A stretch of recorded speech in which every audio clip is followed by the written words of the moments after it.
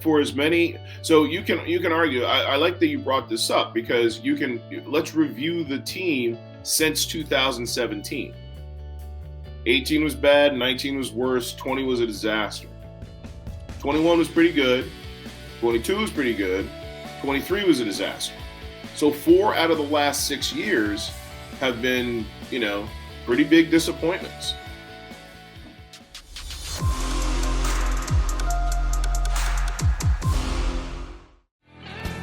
Welcome back in, everybody. A mini camp Monday edition of Birds 365, joined now by Philadelphia Inquirer's Marcus Hayes. Marcus, welcome to the show, man. How you doing this morning? Thanks for having me. Good to see you, Marcus. Wanted to get you on this week because I enjoyed your Howie Roseman column. So hat tip right off the bat for that. But also, some of the issues you brought up. We'll start with the idea that Howie is untouchable, which I've always thought, and Howie hates that too, by the way. But I always thought it was crazy. He's already been demoted once. We've already been through Joe Banner, who was as close as humanly possible to Jeffrey Lurie, and he moved on from Joe Banner. I think Howie Roseman has a longer leash than almost any other GM in the NFL. I think that's fair to say. But the idea that he's got a job forever. You've been around Jeffrey Lurie more than most. Your thoughts on that part of it?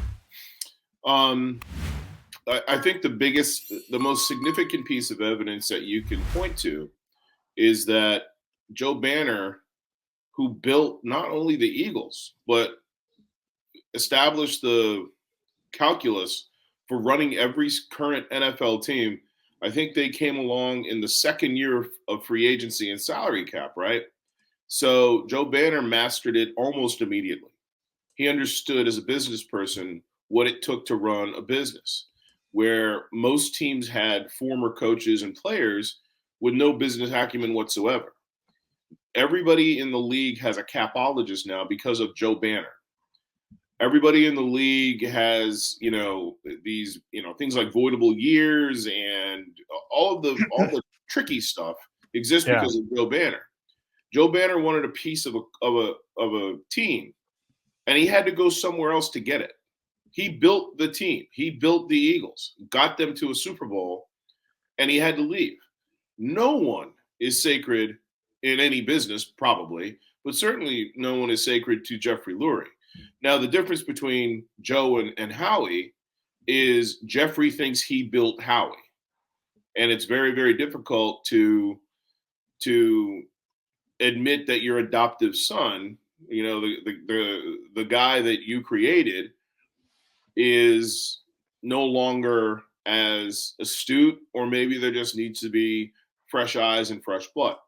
And we don't know what those fresh eyes or fresh blood would be. And I think that's been as much the saving grace for Howie over the years as anything else. Not to mention, he's probably the best judge of existing talent, of veteran talent in the league, and one of the best I've ever seen. So those are his two, saving graces. It's hard to replace him because he's very, very good at certain facets of his job. But, let's be honest, if they go 6-10 in 2017, if Nick Foles doesn't win the Super Bowl, if Carson Wentz doesn't become an MVP candidate, we're probably looking at somebody else in that job in 2018. I mean, Howie coming out of 2015, 16, and if 17 had been bad, he'd have been a demoted guy who couldn't get a team going again. With a lot of they had a lot of really, really, really good talent. I mean, all the guys that are retiring now were in their prime back then. That team had to win.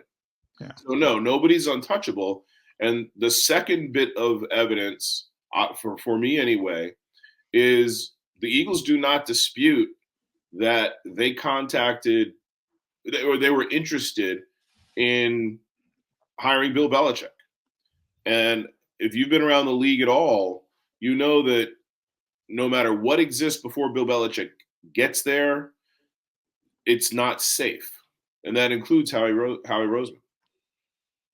Yeah, Marcus, how much credit do you give Howie, though? And I think part of what you're saying, part of the reason Howie's earned so much, ability to keep his job here is like even just transitioning out of the Carson Wentz era.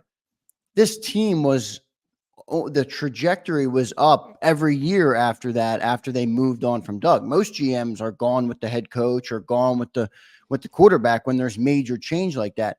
Howie's been able to rebuild the roster in such a quick and efficient way to where the Eagles are contending, even with two top paid quarterbacks in the last 8 years. Most teams don't do that, where you see a purgatory. You see teams trying to turn it around. Howie's been able to do that quick. How much credit do you give him for that? And how much credit do you think Lurie gives him for that? Well, I think he loves him for that. But Xander, I'm not sure if you were around for the last 7 weeks of the season. Yeah. They're not on an upward trajectory right now. And not only are they not on an upward trajectory, there are the issues I raised in the column are troubling issues. And I didn't even talk about the head coach's actions, the way the head coach carried himself and his inability to turn it around. And there are, for as many, so you can argue, I like that you brought this up, because let's review the team since 2017. 18 was bad, 19 was worse, 20 was a disaster. 21 was pretty good, 22 was pretty good, 23 was a disaster. So 4 out of the last 6 years have been, pretty big disappointments. And the only year that was a surprisingly good year was 2023. In 2022, looking at the roster, independent of Jalen Hurts' ability, I thought that was an 11-win team, Nick's first year, or 2021. I thought that was I thought Nick should win, I thought I should win. John McClellan and Xander Krause as an offensive genius duo. I don't know about that. I'm not going to go that far. We had a healthy, young enough Brandon Graham, Fletcher Cox, Jason Kelsey, Lane Johnson, and that's kind of all you need to start a really good team. And I just, again, Howie's genius, as we've learned, is taking veterans, the right veterans, inserting them and letting them play. C.J. Gardner-Johnson, A.J. Brown, guys like that, right? Like really good players that other teams maybe undervalue. Hassan Reddick, right? Which gives all the Bryce Huff stands and all the Bryce Huff critics great hope, because look what he did with the last Bryce Huff. He became Hassan Reddick. But, Andre Dillard was a mistake. Jalen Reagor was a mistake. And the most important thing about this team since the win, the overtime win against Buffalo, is how will the young defensive tackles play? Jalen Carter and Jordan Davis fell off a cliff after that overtime game. It was an overtime win, but they weren't the same players afterward. Not coincidentally, neither was Fletcher Cox, who injured his groin. But the most important thing for the Eagles as it relates to Howie right now, he traded up to draft 2 defensive tackles with red flags about them, for different red flags, and not prohibitive red flags. They'd have gone probably still in the first round and probably gotten a lot of playing time. But if Jordan Davis and Jalen Carter play poorly this year, I'm not sure that Davis will, and I don't think Carter will. But if they do, and he's made mistakes with 4 out of the last 5 first-round picks, you got to start thinking, okay, maybe at least this role isn't the best role for this guy. Not that high expectations is a bad thing, Marcus. In fact, I would argue it's a good thing. I think, setting a high standard for yourself can only result typically in a positive environment. But you mentioned some of those seasons. 2018, they made the playoffs. 2019, they made the playoffs. Last year, they made the playoffs. Now, you had the disaster of the collapse after the 10-1, which kind of taints that, no question about it. Have the expectations gotten too high when we say words like, whatever you want to use, whatever adjective you want to use, underachieving? The Tampa Bay press box, it's sort of an older stadium. And I agree, by the way, one of the Eagles executives, because they sat right behind us, said, happened embarrassing in the middle of the third quarter, which I don't disagree with.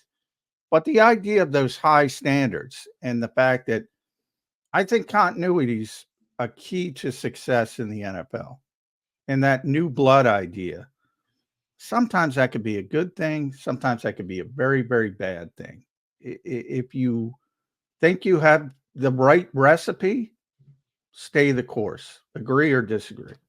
You're talking about continuity as far as Howie keeping his job. Howie, Nick, anybody. Yeah, the organization as a whole. Right, because I agree. I certainly agree. My column didn't say Howie should be fired. No, I know. Yeah. My column didn't say Howie will be fired. My column was about how the pressure will affect Howie. You've been around the team long enough, John, to know that Howie, we talk about all this setting the temperature, being the thermostat, right? Is that the right? I get thermometer, thermostat, and all the other terms. Be the thermostat, not the thermometer. So more so than any other GM, because he's around so much, and because he's always in the coach's ear, because he's always meeting with the coaches, because he's always in the locker room, Howie Roseman does in a large part sort of sets the temperature. He's the thermostat of the Eagles. And, and that could be a good thing. Like Pat Gillett was great as that for the Phillies. Dave Dombrowski's pretty good. And these are guys who are around a lot. Like they're like in the clubhouse. Ruben Amaro and Ed Wade were not. They made things uptight. They made things tense. And Howie can do both. We've seen him do both. So my, concern, I guess, is how he handles what I consider to be, and I think we agree, the pressure of these expectations of these significant entities. The most significant, sort of issue for me are the two young defensive tackles. Maybe you can argue the rest of it. You guys just were talking about the defensive backfield. He's thrown a lot of assets at the defensive backfield. We don't know who's going to play where in the defensive backfield. Think about it. You got 6 or 7 guys who you don't. The only thing I think we know for certain is that C.J. Gardner-Johnson is going to be a starting safety. And Darius Slay is more than likely going to be a starting cornerback. But what Darius Slay are we going to get coming off an injury? Does James Bradbury exist? So not to be too tangential, but so those are two pretty big issues, especially in this town, which loves to this day Buddy Ryan, Jerome Brown, and, name one of the defensive backs they don't love. You know what I'm saying? So Brian Dawkins, it's crazy, but they love defense here in this town, and every team that's ever been successful has been an offensive team. So, there are irons in the fire, and I guess the highest profile one is $255 million to Jalen Hurts, who regressed. So yeah, there are reasons to be optimistic, and Howie seems to have done a lot of things to address the issues. But addressing those issues, the fruit that addressing those issues bears will probably tell where he stands this time next year, and certainly will tell how the Eagles do this coming season. Marcus, how much do you think the scar tissue of the Chip Kelly days is weighing on Jeffrey Lurie when you talk about the things you're talking about? When you talk about potentially making a decision to move on from even Nick Serianni last year after the collapse that you talked about. A lot of people said Nick should be gone. Jeffrey decided to stick with him instead of going to Bill. How much do you think the Chip Kelly days are impacting Jeffrey Lurie's decisions on the team now? Well, it's interesting you bring that up, and I haven't thought about it in those terms before, Xander, but it kind of refutes what John was saying about continuity, right? Because when they fired Chip, they fired the general manager. Yeah. So you had to have a guy come in, and Howie was waiting in the wings. He's very familiar. It was just a football team. There's 50 guys, and a draft. There are plenty of candidates out there. some with Eagles ties that they could recycle or bring back or recycle. I mean, I don't know that Jeffrey, because I think we agree kind of that Chip is like the only big mistake Jeffrey's ever made. Yeah, which is and Jeffrey and it was a thinks big one. It wasn't his it was biggest a big mistake. one. Yeah. 30 Jeff- years, and it wasn't even that big. Like Chip Kelly changed once he got here. Like nobody was saying, "Oh my God, he made a huge mistake" after the first 2 years of Chip Kelly. No, and I think we were all surprised that Chip Kelly got fired before the end of the season, the third year. I've been around all these teams for 30 years. I've never been more surprised that a guy was let go, in that moment, because Jeffrey doesn't fire people during the season either. No. So, Jeffrey's been really, really good at that. Really, really good at that. But I don't think that there's a lot of scar tissue from Chip. I think it's a fresh set of issues with Nick. Whereas Chip was dismissive and emotional intelligence became incredibly important after Chip. I think sometimes Nick is too invested. So I don't think Jeffrey hired Chip with his eyes wide open, and I think he had reservations about certain things. So I don't think that the Chip Kelly experience will affect him down the road, other than making sure that there is some sort of control over the head coach, that the head coach can't just run everything. And we saw that with Doug, and we're seeing that with Nick. Nick was riding pretty high this time last year, and he didn't get control. And it was very obvious to me that even though everybody wants it, right? Everybody wants that control when you invest that much. That was a deal breaker. That was a non-issue for Nick going forward. And honestly, we heard rumblings about Belichick turning over a new leaf, being more conciliatory, being able to work with people, promising people that wouldn't be the case again. But I really think that was one of the issues that made Jeffrey a little leery and of pursuing the Belichick angle. Not that there was a whole lot of fire there, but there was certainly smoke. He thought about it, and it surprised me that he thought about it, honestly. Yeah, it's surprising from the standpoint, Marcus, of his history hiring head coaches. If you go all the way back to Ray, and the fact that it's unknown, young, off the radar guys to a certain extent. Andy wasn't even a position a coordinator, was a position coach, and all of a sudden he's a head coach, and that worked out beautifully. Chip was probably the highest profile because he was such a hot candidate coming out of college, but it was a college coach, and obviously Doug was down on the list. They pretty much called up Andy at the end, say, "Hey, got any ideas?" And then Nick Serianni was kind of out of left field as well. And all of a sudden you're talking to I'm an old guy, so it doesn't matter. Bill's over 70 years old, and you're talking maybe the greatest coach in NFL history. It's such a deep shift of his traditional thinking when it comes to head coaches, not to mention the offensive aspect of it. Is it just because he's a Boston guy and he loves the Patriots and he tried to buy the Patriots and he loves the organization and he loves Kraft? Is it just about that more than the other stuff? Well, we kind of went through this with Tom Coughlin, right? Yeah. And Josh McDaniels a little bit. People forget how close Josh McDaniels was getting the Eagles job before they shifted and turned toward Nick Sirianni. Well, that's true, but I think it's a much better comparison with Tom, because Tom is a lot like Bill, right? Yeah. Tom is a veteran coach who wants power, and Jeffrey Lurie has never hired anything but a rookie coach. And Bill Belichick is the exact opposite of a rookie coach. He's a two-time NFL head coach with Parcells pedigree. That's the total. And again, he didn't hire him. So there's that. So he still hasn't. But I was surprised.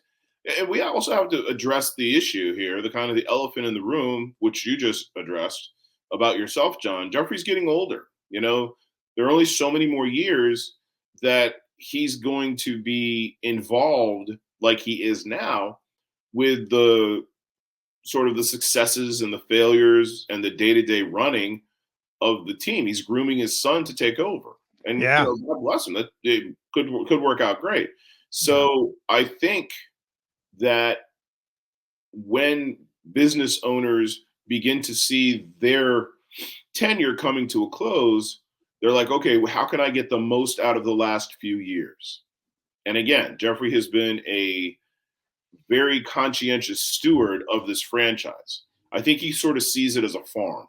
And sometimes you have to let fields go fallow, and sometimes you have to burn them. And, you know, there's a cycle to it, and you have to be a good steward. And he has been. And I think that he realized that a Belichick move was not good stewardship for the franchise as it is and the franchise in the future, because assuming Jeffrey, you know, steps aside or steps down sooner than later, you might have a 75-year-old Bill Belichick working with Julian, you know, and Julian, his son, Robert Kraft couldn't control Bill Belichick. Robert Kraft's a billionaire, hyper successful businessman who manages people. And to put yourself and your son and your franchise in that situation with such a big, caustic personality who's only been successful, really, with a quarterback who was arguably the greatest quarterback ever. And a lot of people say that, but let's be honest, Bill created that quarterback as well. You know, as much as great as Tom Brady was, he was nothing until Bill Belichick got a hold of him. But who's been successful only in that paradigm and had years and years of limited success with that in that paradigm. That's a really, really risky thing to do. And Jeffrey doesn't take huge risks. The biggest risk he probably ever took is Nick Serianni. And 2 years later, Nick Serianni is in a Super Bowl, even more so than Chip Kelly, more so than Andy, who he was trying to hire for years as an offensive coordinator, and, you know, more so than Doug, who, you know, had his bona fides. Those are Nick, Chip, and Doug are easy outs. You know, you can get away from those guys real easy. Andy was a bigger risk. And so my point kind of is he's willing to take a risk as long as it's not a risk that could ruin the franchise. Marcus, one of your assertions really sticks out to me, and it's the one I agree with perhaps the most when you talk about personnel and draft picks. I do think there's more nuance to those discussions where you have Devontae Smith, Landon Dickerson, and even an A.J. Brown trade. Opposite sides of bad decisions that at least balance the scale to some regard. But the one I categorically agree with is the regression of Jalen Hurts. $255 million. He's being paid like a top quarterback in the league.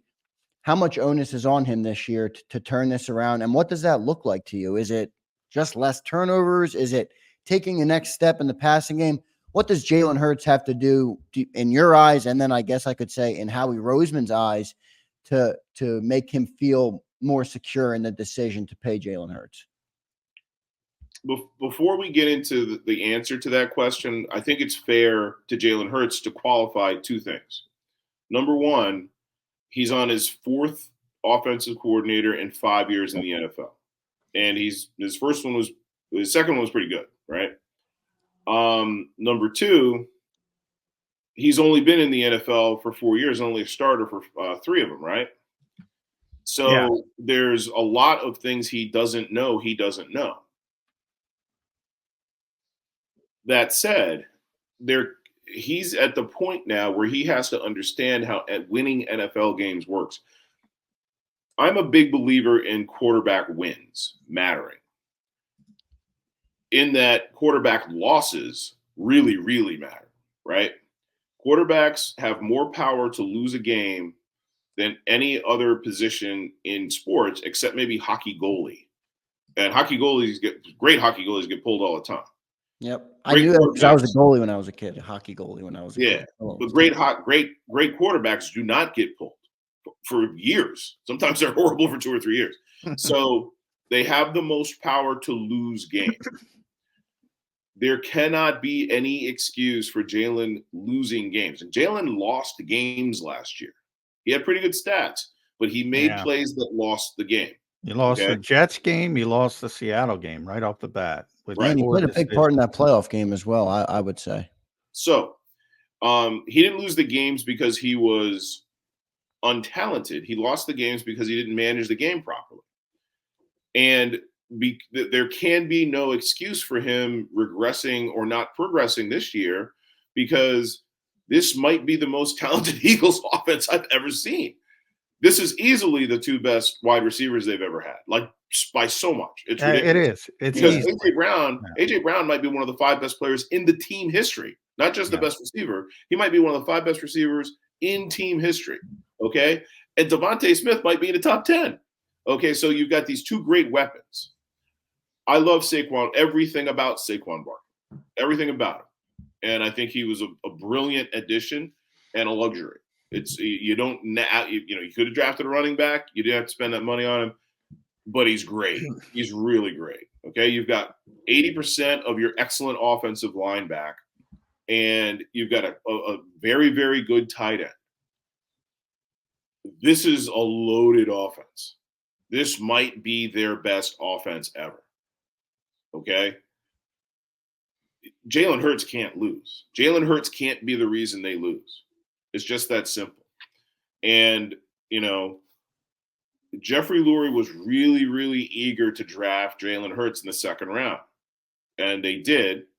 And, Howie has claimed credit for that. And he's given credit for that. And he's amplified that pick.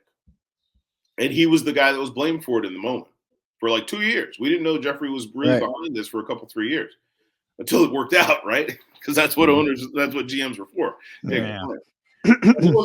Howie wasn't not on board, but this was Jeffrey really, really, really loved Jalen Hurts the way he loved Nick Serianni, or not Nick Serianni, Nick Foles. So the reason Nick Foles was there in 2017 is because Jeffrey Lurie was willing to eat $10 million on the backup quarterback spot to acquire Nick Foles and get rid of, what was his name? The backup that came with Doug from Kansas City.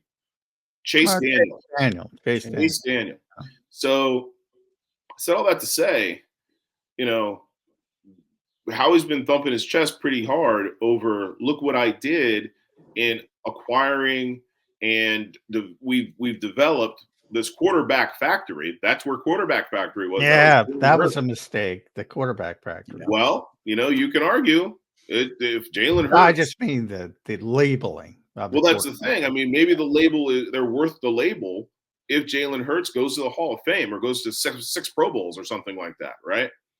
So, but yeah, 255 for a guy who wasn't a top 15 quarterback last year. If he's not a top 10 quarterback this year, it's a mistake. That's all it is. And you can make mistakes, and you can win making mistakes. Like Jalen Hurts doesn't have to be an all-pro for them to win, but he can't be the guy he was last year losing games. Yeah, I mean, the quarterback position, you mentioned how important it is, Marcus, and if anything, you may have undersold it. I think it's the most important position in sports by a long shot. You mentioned goaltender, starting pitcher, maybe in baseball on a particular day, but those guys only start once every 5 days. It's really important, but it's important everywhere, not just in this city. And you think about the modern NFL, and it's offensively driven. I think we can all agree with that. So basically, every team in this league should be trying to maximize their quarterback, wherever he is, whether he's a superstar or a first-round pick like Caleb Williams or Jaden Daniels in this past draft. Everybody should be trying to maximize what they have at the quarterback position. Did the Eagles do that with the sort of convoluted approach with Nick Serianni and keeping him, but saying, we need new ideas, fresh ideas, whatever you want to do. And now all of a sudden, Kellen Moore and Doug Nussmeier are here, Marcus. And by the way, they're on an island because it's Kellen Moore, Doug Nussmeier, and everybody else is Knicks guys. They kept everybody else. Is that the right way to maximize Jalen Hurts, even with that talent? Talent means more than everything, but even with that talent, is that the right way to do it? Well, I guess I'd have to ask you, John, and I don't mean to, throw it right back to you. What would have been the alternative? The alternative would have been, I hired a young offensive coordinator. If you don't think there's going to be growing pains, that's your fault. Status quo. Get All better. right. Shane Steichen wasn't great in his first year, and all of a sudden, bang, boom. Well, I'll argue that point because Shane Steichen was the guy that saved the franchise when Nick stopped calling plays. Like, they don't go to the playoffs without Shane Steichen, who I don't know about you. I don't mean to be, again, too tangential, but I have a hard time getting my hands around Shane Steichen. I still have a hard time figuring out Shane Steichen, who's productive. He's a good coach, but he's like spaghetti with no sauce. You know what I'm saying? There's not a lot of flavor there, and that's on me. It's not on Shane. Whatever Shane's doing, he's doing the right thing. He's doing it well. I honestly would not have had a problem with them retaining Brian Johnson. I don't think Brian Johnson was as much the problem as the players were. And there's going to be some outrage from what I just said there. I understand that. But, there were failures frequently in front of Jalen Hurts that affected Jalen Hurts. And I don't know why more of this. It's kind of like talking about some of the more outrageous stuff Trump has done, like factual stuff he's done and said. Not more isn't made of it. Jalen Hurts and A.J. Brown went off script with the last play on a road game, okay? Oh, yeah. Which is remarkable on itself. Not just, they didn't call an audible, they called a different play that had nothing to do with the initial play, all right? And by the way, can I chime in, Marcus? Because I want you to also address that particular play. Right. Because at least AJ took accountability. The quarterback hasn't taken accountability to this day. Well, does that bother you? Does that bother you? Because after A.J. Brown, in defending his coach, his relationship with his coach by saying, I get to do whatever I want, the coach came out and said, yeah, that's fine. Yeah, that happens all the time. That's absurd. You can't run a team that way. So if that was happening in real time, to circle back to Brian Johnson, how much could you blame Brian Johnson if the quarterback and the receiver are frequently changing the play and the offense stagnates? Now, you can argue, well, he'd failed before. Brian Johnson had failed us before, and we were just trying to do the next best thing. We knew his play call was going to fail. But number one, so what? Your play calls failed too. Number two, one of the things that's eroded more than in sports more than anything else is respect for the coaches. That's insubordination. That's rank insubordination, and it's endorsed. It's allowed by the head coach. So what kind of respect can you have for Brian Johnson? How can you blame Brian Johnson when the plays he called aren't being run? And what kind of respect do you have for Nick Serianni, who's allowing you to get away with it? It's like being a permissive parent. We've all seen those kids on airplanes. Oh, yeah. Right? So that's what Nick has been. He's been a permissive parent. To who? To, a guy that the Tennessee Titans didn't want to pay, and a guy that, who had one good year and was a second-round pick despite being the most talented or second most talented quarterback in his draft. So, and I'll tell you, I wrote a story. I was told after, I can't remember which game it was. It was a home game. And it was the game that the guy told me that AJ Brown's body language was affecting the rookies. Now I was able to go with that right away. I had to circle back a couple months later to talk about the locker room scene, because in that game, there were 4 or 5 games left. And during that game, a veteran player said, we don't like the fact that – I asked about AJ. We don't like the fact that that guy – and points at Jalen Hurts' locker room. So that guy get treated different than the rest of us. Huge issue. Yeah. I'll say this. I'll say this, Marcus. I hope he figures it out. I like Bernard Wilson, who is now a defensive coordinator. Yeah, Tennessee as well. From the quarterback position, and this is not a great comparison, but I just say it from a coaching perspective, from a pure coaching perspective. You go back to the 70s. I mean, guys used to call the offense at the line of scrimmage, and it was a different game. It was a different mindset. Now, Peyton Manning would be the best example of this. Peyton essentially ran the game at the line of scrimmage. And one of my criticisms of Chip Kelly is he would never want a player like that, because he wanted total control of what was going on.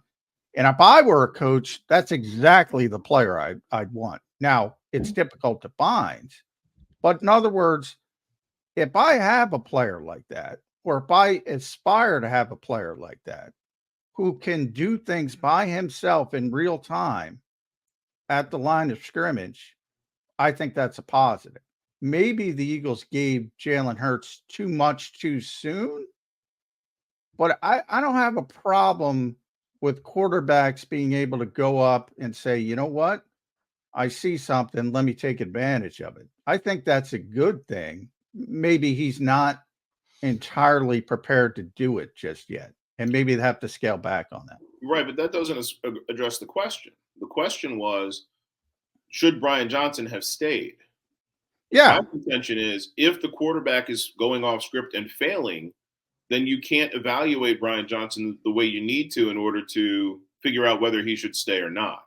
Yeah. Now, in theory, every quarterback should be able to look across the line of scrimmage and get to a better play. And as you know, the only way you're going to figure that out is to do it, and they're going to be growing pains.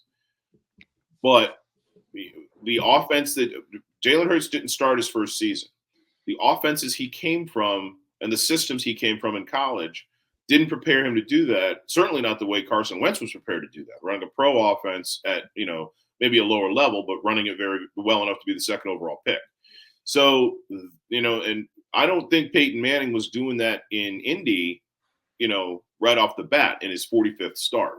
You know what I'm saying? No. He was terrible his first season. People forget. He was terrible. So, not only was it too much too soon, you're doing it with a non-veteran offensive coordinator and a first-time head coach. So, the scenario, the likelihood that, and maybe we're making too much of it. Maybe it happened twice a game. Maybe it happened 34 times all year, But the scenario we're talking about probably can't happen unless you've got a quarterback who's been around a lot more, with more established coaches who, Nick Serianni calls plays till he didn't call plays before he got here. He's called plays for 7 games ever, right? Yeah. So let's be honest. You've got a guy who's called plays for 7 games in the NFL, a guy who's called plays 0 games in the NFL, and a quarterback who's in his, 34th through 50th game or whatever. So that is probably not the place that you're going to go to succeed. I mean, imagine being Jason Kelce and Lane Johnson and on that team and hearing the play call changed either in the huddle or at the line of scrimmage by AJ Brown and or Jalen Hurts. Lane Johnson coaches tackles in the offseason. Jason Kelce could be a head coach next year, and these two guys are, He's got too much talent to be a head coach. He does. It'd be a waste, absolute, utter waste of time. Unless he was just like one of those guys that shows up at like 9 o'clock in the morning and gets to the game at 12:30 for a 1 o'clock game. I think he's earned that. But my point being, you've got guys on the offense who got to be looking at these two fellas being like, that's what we're doing, So yeah, I think we've spent way too much time talking about one thing AJ Brown said, and it's all my fault. It is. But, and by the way, it was the problem was it was a poor, it's ironic. Seattle won the game and they were playing with Drew Lock. He made the same call at the line of scrimmage, but he made the right call. And I think the Eagles had single coverage. I think it was Bradbury. Yeah, it was Bradbury. And then Jalen did the same thing with AJ. Problem is he threw it in the double coverage and he underthrew it and he didn't execute. So and didn't the safety know the play? Yeah, the safety was coming over. The safety was Julian Love. It was Julian Love. He read that. He read that right away. Yeah. Right. Yeah. I think he heard the call or saw the formation and knew exactly what was going on. And he was like, and then I couldn't believe they actually threw it, Marcus Hayes with us on Birds 365. Make sure you guys follow Marcus on Twitter or one of my favorite Twitter handles ever. Yeah, it's a great Twitter handle, Inkstained Wretch, and read all his work at Philadelphia Inquirer. Marcus, I got one more question. Sorry to keep you long. One more question on the way out the door because your explanation of the coordinators and coaching is tremendous. But why did they keep Nick? Like, if he was here and he starts his career as a play caller, and it was the ugliest 7 games besides the last 7 of this year of his tenure, then you bring in Brian Johnson, and they scapegoat him after Shane Steichen takes the team to the Super Bowl. Now you bring in Kellen Moore. Like, if Kellen Moore succeeds, are they going to go through the same process where Kellen's going to get a head coaching opportunity somewhere, and it's all on Nick Serianni to rebuild the carousel? Or should they just be hiring a head coach play caller like they originally wanted and stop the carousel on the offensive side of the football? Well, and this is as critical as I'll probably ever be of Jeffrey Lurie. He really hates to be wrong. He really loves to, like, the hiring of Andy Reid and we have to understand how unpopular Jeffrey Lurie and Joe Banner were in 1999. The hiring of Andy Reid and the 5 NFC championship games and the Super Bowl appearance and Donovan McNabb instead of Ricky Williams and all that stuff. It validated he and Joe Banner, but Lurie more than anything else. Lurie was an interloper. Lurie has a PhD, I think, in women's studies from Brandeis. Okay, Jerry Jones ain't got one of them. So being right about stuff that other owners aren't even really sniffing, I think is his greatest satisfaction. And if that's critical, I'm sorry. I've been around Jeffrey for 30 years. He's proud of his genius, his brilliance, and he's really good at that. That said, I think sometimes it can be blinding. And the Chip Kelly hire was a bad hire. But he got Chip. And they were going to, again, in 2013, they tore up the NovaCare Center and made it a sports science institute. Yeah. Chip had guys drinking shakes and wearing sleep monitors. I mean, this was astonishing. The entire culture changed under Jeffrey Lurie. Yeah. And when he had to fire Chip, it broke his heart because he was wrong. Yeah. Same thing with Nick. By the way, Marcus, there has been no coach less popular after their first press conference in the history of sports than Nick Serianni, who lied to me when I said, "What did you think of the Carson Wentz tape? What do you think you can do?" He says, "I haven't watched any tape on Carson Wentz." Yeah, which was like, what kind of whatever says something that ridiculous? Yeah, of course he was nervous. You don't have to lie about something like that. I know. So my point being, if he if that's how he acts in that moment of relatively minor pressure compared to, like an NFL game or an NFL post game, what's he got? So Nick Serianni sort of making the flower power stuff, I mean, again, we're talking about an absolute low point, a total nadir. And I'm not sure that flower power catches on and Nick gets the locker room unless Jason Kelce breaks the huddle after a win with roots on 3, 1, 2, 3 roots, Yeah. That said, to answer your question, Xander, he would have to admit that he was wildly wrong about a coach that has taken him to the playoffs 3 times in a row and the Super Bowl once. So, if he fired Nick and Nick went somewhere and was successful and the next guy fell on his face, that would be even worse, Yeah. So, and he likes him. He really likes Nick Sirianni. Like, they're human beings. And he thinks Nick's a good coach. And I think Nick's probably a better head coach than he would be a coordinator, just like Doug. Nick understands and is not bad with managing all of the personalities. And think about some of the personalities he had. Jason Kelce's got a great profile, right? Jason Kelce is not an easy guy to be the boss of. CJ Gardner-Johnson, not an easy guy to be the boss of. Darius Slay, not an easy guy to be the boss of. And those are just 3 guys. And John's in that locker room. And there are tons of disparate personalities. And Nick lets them be good, they're disparate personalities. And if there's locker room leadership, it can work. That was kind of missing last year, among other things. But Nick has done a good job as a head coach, not a perfect job. And, the last thing I'll say is Jeffrey's a pretty patient guy with quarterbacks, with players. Brandon Graham didn't look great early. Fletcher Cox didn't look great early. Lane Johnson got suspended twice, Nick Sirianni is a young coach. He's a young man, and he's a young coach. He's never been a head coach before, and he can learn too. I don't think you're ever going to see Nick Sirianni in a visitor's tunnel telling off the fans again. We can all learn. And this is the biggest break he's ever had, the biggest chance he's ever had. And I think Jeffrey Lurie believes that Nick Sirianni can take as big a step forward as anyone else, which is probably a column I'm going to write in the offseason. Not only do the Eagles need to get these from the players, they need to get this from Nick Sirianni. Yeah.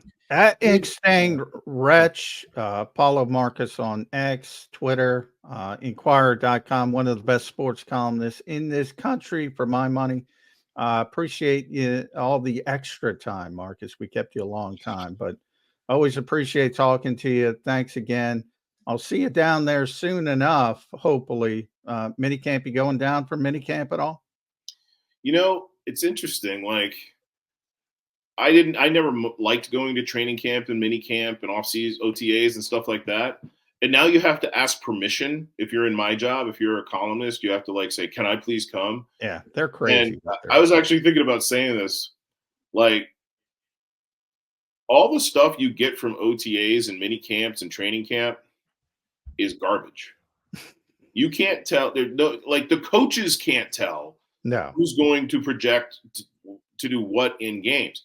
The only thing you really get is depth chart stuff, which they could tell you. But they won't. Who's hurt, who's practicing, who's not. These guys charting, every pass, or this guy took this many reps with the ones, this guy took this many reps with the ones. This, you're just kind of spinning your wheels.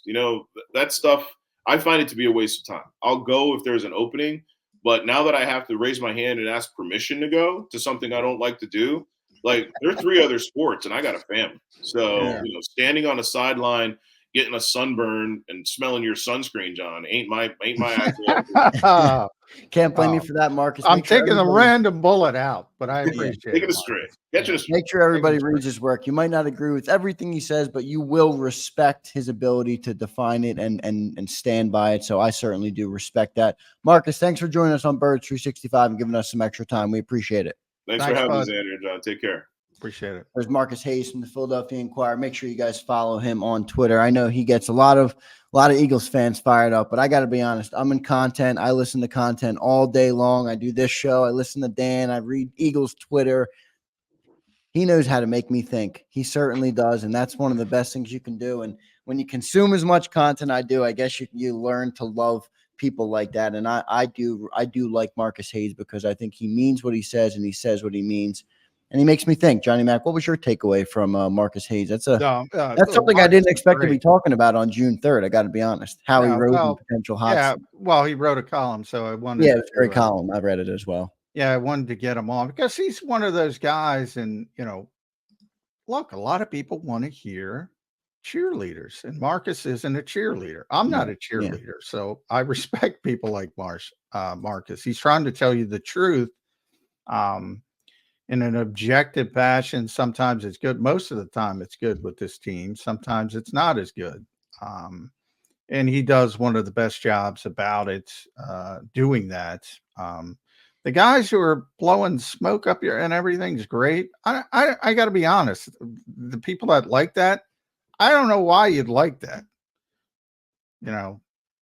Not being told the truth, not being told what's going on, not being, told, explained some of the issues and some of the things that need to change. Because there's a lot of hype on this team. And some of it's deserved, some of it's not deserved. And there's a lot of question marks as well. Pointing them out is not a negative thing. Yeah, I agree with that. And I thought he made some good points. I can't say I agreed with all of them, but I do think he makes a good point. And like I said, I respect his ability to sit there, face the music, and back it up all the way to the bank. So pretty good stuff there. We'll take a commercial timeout. We got about 45 minutes left to play on the show today. John and I are going to get into what to expect on this week's mini week. Eagles are at mini camp this week, Tuesday, Wednesday, Thursday. So if you believe Marcus, it means absolutely nothing. But he's right about the veterans. Yes, I do believe it means a little bit to the younger players. But yeah, I wouldn't overemphasize it. As I always say, we can only talk about what we see at the particular time of year. But yeah, I'm not going to be replying. I'm not going to be referring back to OTAs in May when we hit training camp in the regular season. Yeah. Makes sense. It's right now in June 3rd, when we're doing Birds 365 every day, it means a whole lot. But you're right. When the season comes, you won't be thinking back too much on this, I guess, unless they have a collapse and you're wondering if they could have done more. Before I get to a break, I do want to hit this. We missed this. Guys, for anybody in the chat, I don't like to bring up super chats during the guest because I don't want to interfere on what the guest is saying and interject on the interview, but I will always get to them after the guest is gone. He said, are we going to talk about how many games Jalen won?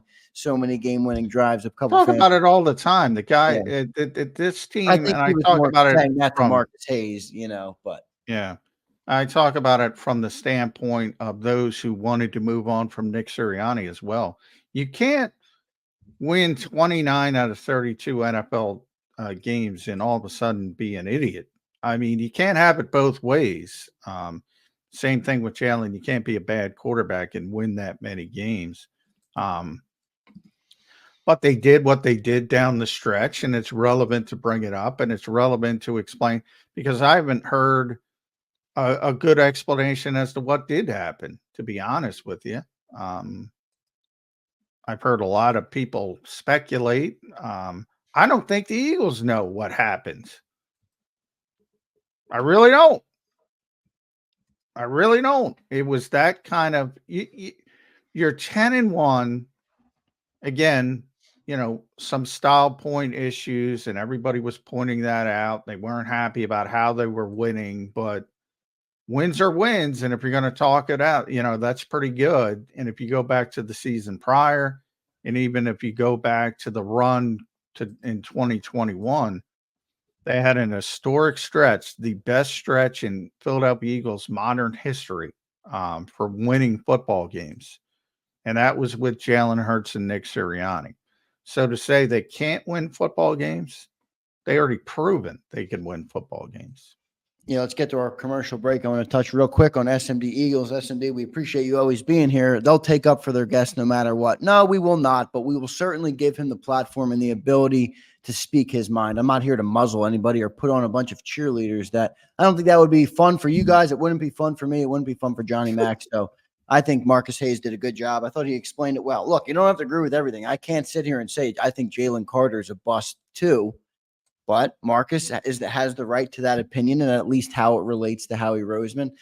So I thought it was a pretty good segment. I enjoyed it. Let's get to a commercial break. Johnny Mac, you and I will come back, and we will get into this mini camp and what we'll expect. And one other question I want to ask you about this offseason for the Eagles and how improved they really are. So we'll do all that coming up next on Birds 365.